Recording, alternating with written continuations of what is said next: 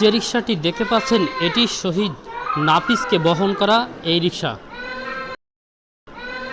এই রিকশা সম্পর্কে যদি একটু আপনাদেরকে জানাই, সেটি বলতে হয় যে বাংলাদেশের পতাকা কপালে বেঁধে যখন শেখ হাসিনার বিরুদ্ধে মিছিলে নেমেছিল শহীদ নাফিস 4 আগস্ট ফার্মগেটে, তখন সে গুলিবিদ্ধ হয়। তার গুলিবিদ্ধ দেহ নিয়ে যখন সে মৃত্যুর সাথে লড়াই করছিলেন, ঠিক সেই মুহূর্তে মৃত্যুর ভয়কে উপেক্ষা করে রিকশাওয়ালা নূর মোহাম্মদ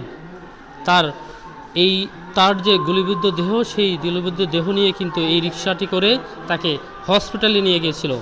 হসপিটালে নেওয়ার পরে কিন্তু সে মারা যায়। এই সে বহনকারী রিকশা, যে রিকশা এখন চোলাই জাদুঘরে কিন্তু এখানে রাখা হয়েছে তার এই বহনকারী রিকশাটি।